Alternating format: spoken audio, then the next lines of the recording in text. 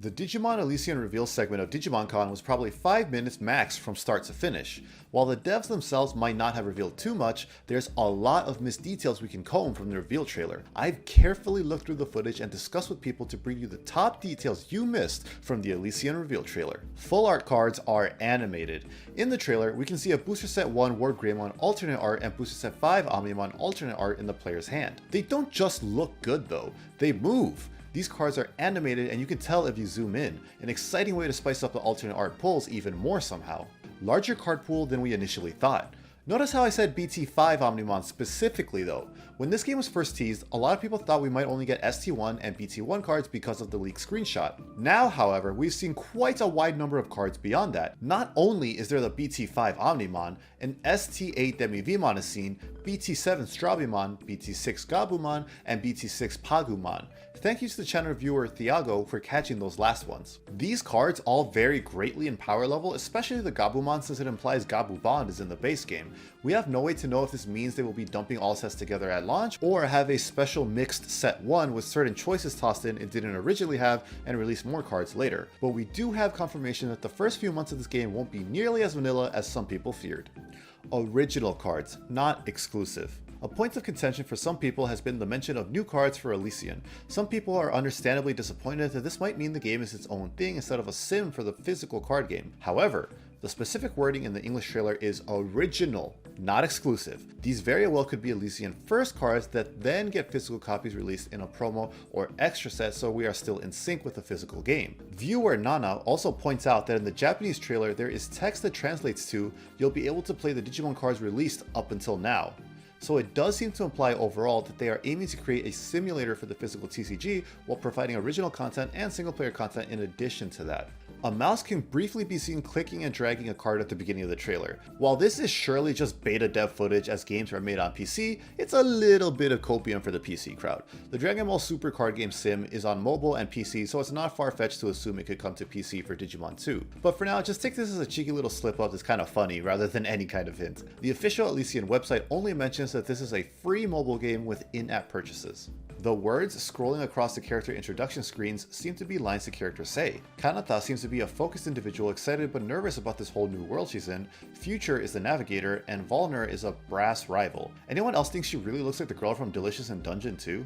This matchmaking screen says looking for players on the right side, confirming PvP since some people were worried this might be only single player content. You're able to cancel out of the matchmaking, and to the left we have a panel that says card group. This is a little odd, as other parts of the trailer do refer to the deck as simply deck. So this could be some kind of format maybe? The game may rotate formats for special events like Master Duel. The blue text above it just says locked. We have no way to know at this moment if that is maybe the format or what they nicknamed their deck. But for people that are hoping to be able to avoid the original cards for whatever reason introduced in Alysion, you might be in luck. The sprites used for this VPET mode reuse the sprites from the Vital Bracelet. They live on here if you miss it. The button to the left of the VPET also translates to card exchange.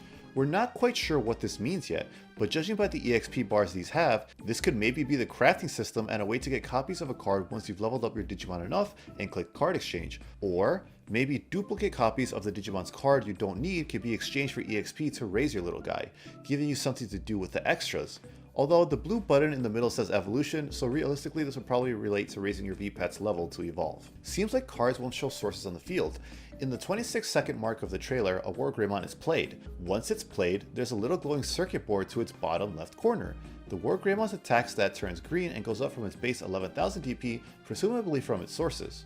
The Tai and Agumon next to it though don't have this glowing button. It seems like you'll have to tap this to see a Digimon's sources. With how huge Digimon board states get right now, this is probably necessary to fit everything on a phone screen eventually. Speaking of the field, there's little symbols in the bottom and top of the screen with the counter of total cards in deck, egg deck, hand, and trash for both players. While opening packs, cards that have a high rarity will have a glowing rarity to them. We see 2 cards glowing in the pack opening that happens in the trailer versus 2 rookies that don't and 1 unknown card that doesn't. We see that last card get flipped at the 25-second mark of the trailer, revealing a common Booster Set 1 Garurumon, confirming this theory. We also see Yokomon flipped, so the glow seems to start at rare or higher.